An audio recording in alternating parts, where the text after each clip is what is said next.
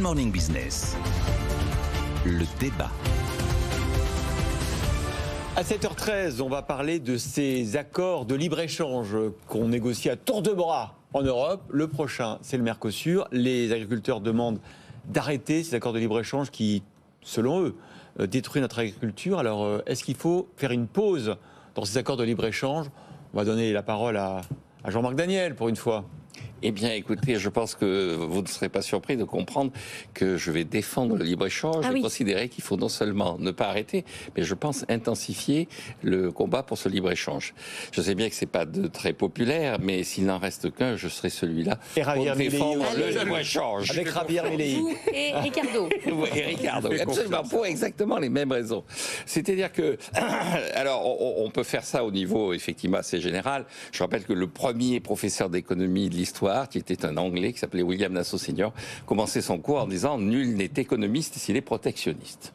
Donc, on retrouve ça chez James Tobin, qui était soi-disant l'inspirateur d'Attac et qui a démenti son soutien à Attac. Il a dit qu'il était tout à fait opposé à ce que disait Attac, et en disant qu'en fait, il y a une sorte de contradiction dans le débat économique entre la position des économistes qui sont pour le libre-échange et la position des hommes politiques qui relaient assez souvent les opinions publiques qui sont favorables au protectionnisme.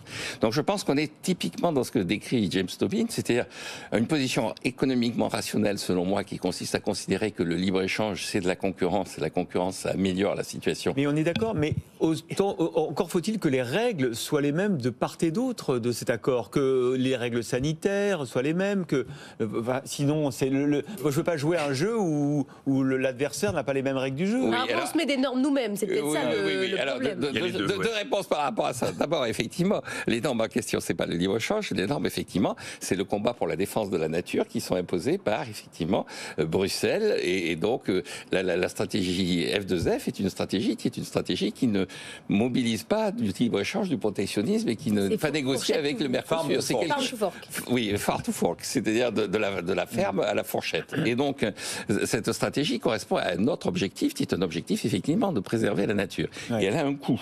Et en face de ça, effectivement, vous avez un objectif qui est d'essayer de faire baisser le plus possible les coûts, et c'est la concurrence nationale et internationale qui le permet. Et donc, c'est incompatible, ces deux objectifs ? Ah ben, il faut les rendre compatibles, mais la conséquence de ça, si vous voulez, c'est que le libre-échange a comme conséquence, effectivement, dans des conditions où il va falloir faire des sacrifices en termes de pouvoir d'achat pour défendre la nature, notamment au travers des évolutions sur les taxes carbone, d'apporter une compensation sous forme de baisse des prix grâce aux importations.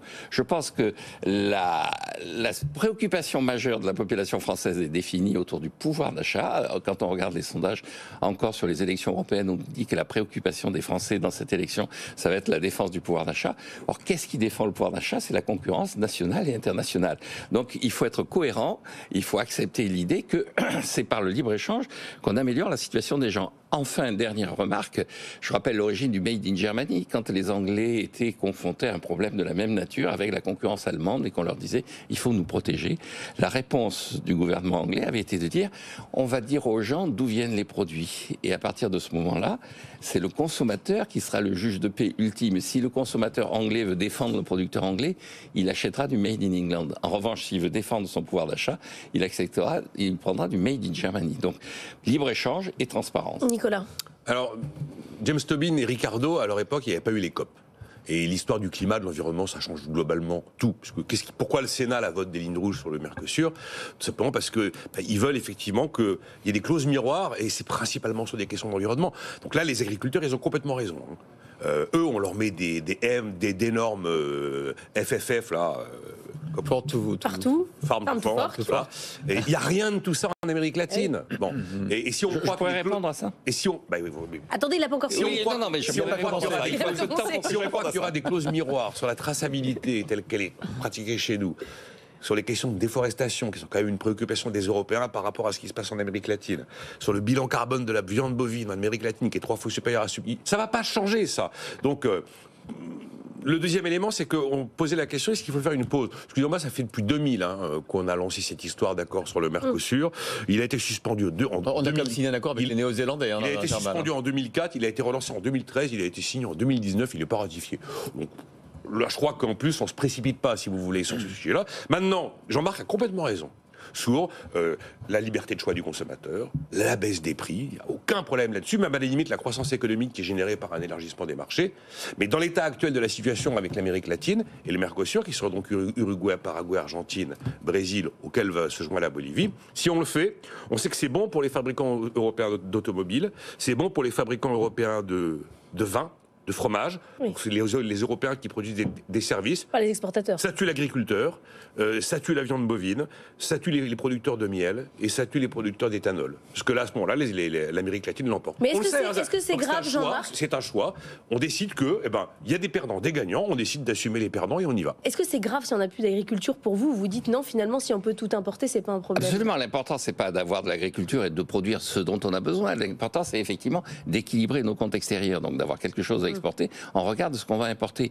Quant à l'idée que les COP ont modifié, mais si vous regardez le Made in Germany, dans l'argumentation qu'il y avait à l'époque, c'est que les normes sociales, c'est-à-dire le salaire, la façon dont on rémunérait les Allemands, étaient très largement inférieures aux normes sociales anglaises. On nous disait effectivement à l'époque la même chose, non pas sur l'aspect environnemental, mais sur l'aspect protection du travailleur, prise en compte des intérêts des travailleurs et tout ça. Et les Anglais avaient dit, mais c'est pas ça qui est en jeu. Le véritable enjeu, c'est le pouvoir d'achat de notre population.